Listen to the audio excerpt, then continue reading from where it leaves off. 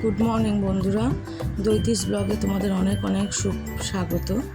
আজকে হনুমান জয়ন্তী। দেখো সকালবেলায় ঘুম থেকে উঠলাম, উঠেই দরজাটা খুললাম। এখন ভোরবেলায় 6টা সাড়ে 6টা বাজে, তাও আলো ওঠেনি।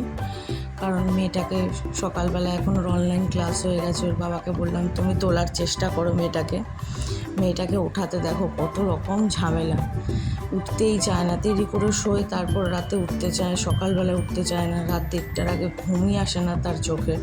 আর সকালবেলায় সে আর ক্লাস করতে বসতে চায় না, ঘুম থেকে উঠতে চায় না। আসলে অফলাইনে কী জিনিসটা স্কুল সামনাসামনি বোঝার আগেই অনলাইনে শুরু হয়ে গেল ক্লাস। আমি বললাম তুমি ওকে তোলো, তুমিও তো অফিস যাবে, তোমার জামা কাপড়গুলো রেডি করি। ওর জামা কাপড়গুলো দিতে থাকলাম। জামা কাপড়গুলো দিতে দিতে হঠাৎ করে ভাবলাম যে মেয়েটার কি খাবে, খাবারটা বানিয়ে নিই। চটজলদি ওর কিছুই না, একটু ছাতু মুড়ি খাবারটা করেছি। ওকে খাবারটা খাওয়াবো। তার আগে একটু মেশিনে কয়েকটা কালকের জামা কাপড় কিছু রয়ে গেছে, অনেক জামা কাপড়ই রয়েছে, আজকে মেশিনটাও চালাতে হবে।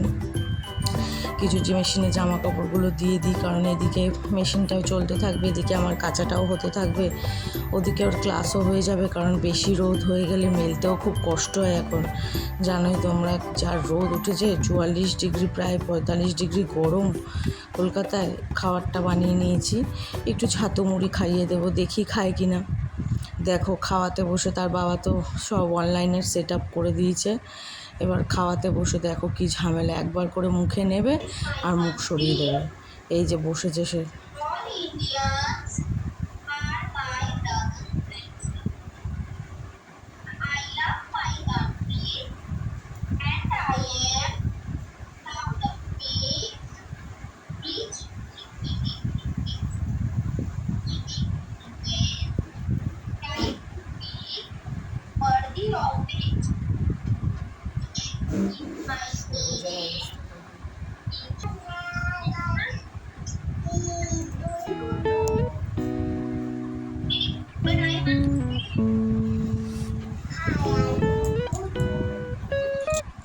সকাল সকাল তাই স্নানটা করে নিলাম। ওদিকে ওকে একটু স্কুল ক্লাস কমপ্লিট হওয়ার পর ভারী খাবার খাইয়ে ঠাকুর পুজোর ঠাকুর ঘরে চলে এলাম। দেখো তোমাদের ঠাকুরের আসনটা তোমাদেরকে দেখাচ্ছি, একদিন পুরো ব্লগে দেখাবো, পুরো ভিডিও করে দেখাবো ঠাকুরের জায়গাটা।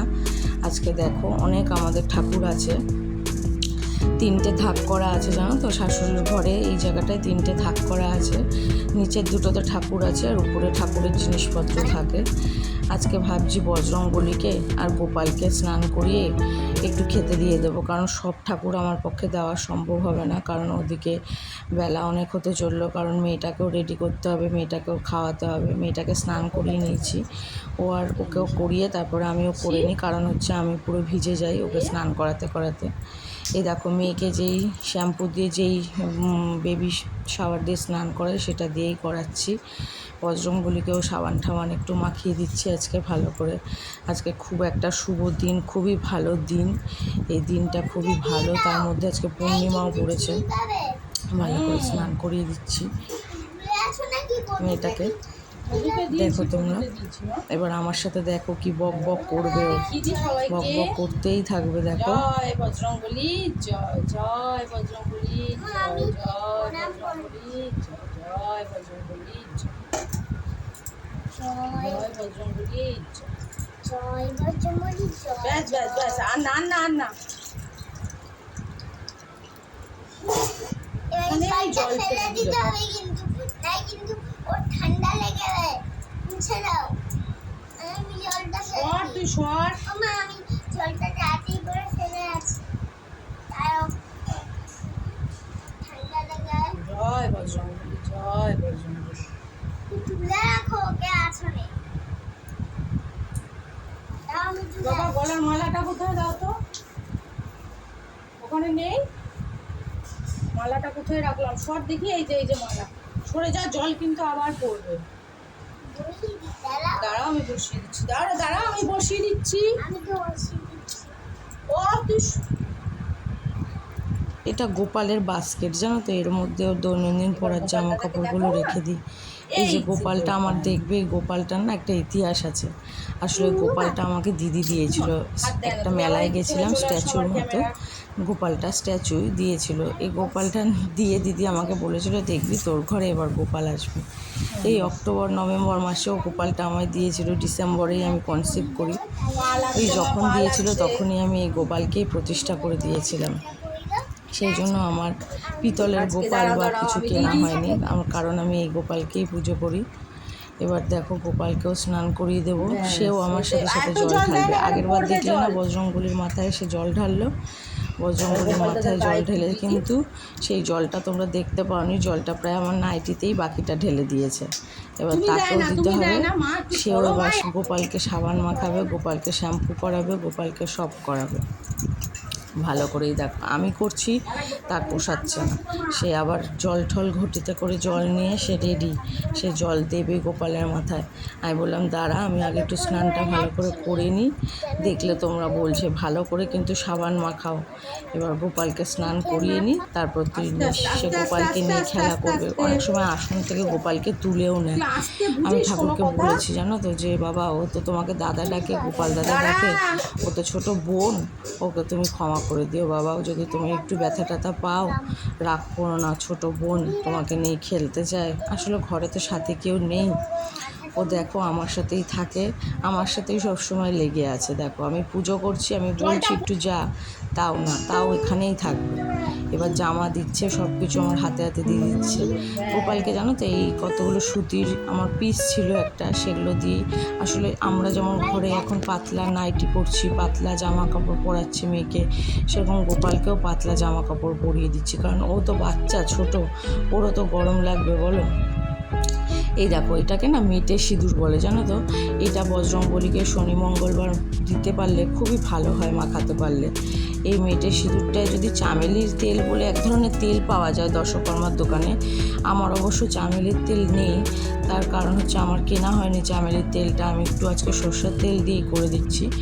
বলে নাকি এই বজরংবলীকে এই মেটে সিঁদুর আর চামেলির তেল শনি মঙ্গলবার দেওয়া খুব ভালো।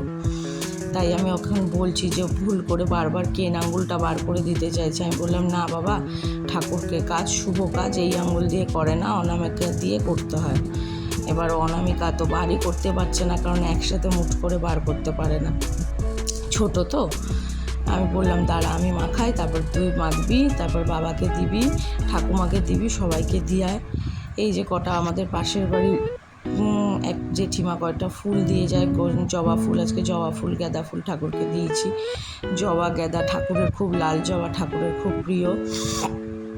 তোমরা কার বাড়িতে কী গাছ আছে কী আছে আমাকে একটু দেখিও, আমারও তাহলে ভালো লাগবে। আমার আসলে বাড়িতে সেরকম কোনো গাছ নেই, তোমাদের দেখিয়েছি ছাদে অল্প কটা গাছ আছে, শাশুড়ি মা ফুল কিনেই পুজো দেয়। আজকে গোপালকে দিয়ে দিচ্ছি আর বজরংবলীকে দিয়ে দিচ্ছি। চলো তোমরা দেখো তোমাদের কেমন লাগে। তোমরা আমার চ্যানেলটাকে দেখতে দেখতে একটু লাইক করে দিও, সাবস্ক্রাইব করো। আর এখন তো আমি খুব বেশি বড় ভিডিও দিতেও পারছি না, তোমরা ছোট দিচ্ছি, তোমরা প্লিজ স্কিপ করো না, কারণ স্কিপ করলে তোমরা দেখতেও পাবে না। আস্তে আস্তে আমি একটু বড় করব। দেখো আমি সবসময় বলি যে আমার সংসারটা ছোট, আমিও বলতে চাই যে আমার সংসারটাও বড় হবে। বড় তখনই হবে যখন তোমরা আমার পাশে থাকবে। দুপুরবেলায় পুজো টুজো দিয়ে খাইয়ে ওকে ঘুম পাড়িয়ে আমি একটু শুয়েছিলাম। এখন সন্ধ্যাবেলায় আমি একটু জানো তো এই মাটির হাঁড়িটায় করে একটু শনি মঙ্গলবার করে ধুনো ঘরে দেখিয়ে দিই। এই ধুনোটা দেখো জ্বালাতে গিয়ে খুব আগুন ধরে গেছিলো জানো তো, তারপরে এই থালাটা দিয়ে চাপা দিয়ে দিলাম, কারণ মেয়েটা পাশে বসে আছে, কারণ ধুয়োগুলো ওর যাবে, চোখে জ্বলবে। আমারও একটু চোখ জ্বলছিল ঠাকুরকে দেখানোর সময়, কারণ অনেকটাই আগুনটা দিয়ে দিচ্ছে। আর এই ধুনোটা না খুব আসল জানো তো, ওই জন্যই এত তাড়াতাড়ি এতটা ধরে গেছে আর এতটা ধুয়ো। একটু দিদির ছেলের নামেও একটু দেওয়ালে দিয়ে দিলাম আশিস। এবার একটু বাইরে তুলসী তলায়, এই বাইরে আমাদের তুলসী মঞ্চ জানো তো, এই ঢুকতে বাঁ দিকে আমাদের তুলসী মঞ্চটা, অনেকের বাড়িতেই না ডান দিকে থাকে, আমি শুনেছি ডান দিকে থাকা ভালো, বাঁ দিক না ডান দিকে আমি তো খেয়াল করতে পারি না যে কোন দিকটা থাকলে ভালো হয়। এখন তো বাড়ি করার সময় বাঁ দিকটাই ছিল, সন্ধ্যাবেলায় চলে এসেছি, সন্ধ্যাবেলায় ফুল নিয়ে নিলাম একটু, ঠাকুরের একটু মন্দিরে যাব। দেখো তোমরা একটু, তোমাদের এই জায়গাটা একটু বেশি বড় করেই দেখাচ্ছি, শুধু লাইনটা দেখতে থাকো। ওর বাবা লাইন দেখেই বলছে যে আজকে আর পুজো দেওয়া হবে না, চলো বাড়িতে বজরংবলী আছে, বাড়িতেই পুজো দিয়ে দিই। আমি বললাম চলো না, কোনো কিছু শেষটা দেখা ভালো, শেষটা দেখে নি না, কত দূর লাইন, কত দূর গেছে, দেখে তারপরে শেষ মুখ থেকে ফিরবো না। ও মা, এসে দেখি এটা কিসের লাইন, এটা প্রসাদ বিতরণের লাইন, জানো তো। তখন ওর বাবা বলছে এই দেখো এখানেও না মেটে সিঁদুর পড়াচ্ছিল। ওর বাবা তখন বলছে হ্যাঁ গো মণি, আমার ডাকনাম মণি, না আসলে বড্ড ভুল হয়ে যেত। দেখো এটা না এমনি সময় শিবলিঙ্গ যেটা হয় না, বড় শিবলিঙ্গই থাকে। এই ঠাকুরকে আমি কী বলে জানি না, আমি তো এখানে শিব ঠাকুরই দেখি, কিন্তু কোনো পুজো টুজো হলে শিব ঠাকুরকে এরকম করে সাজিয়ে দেয়।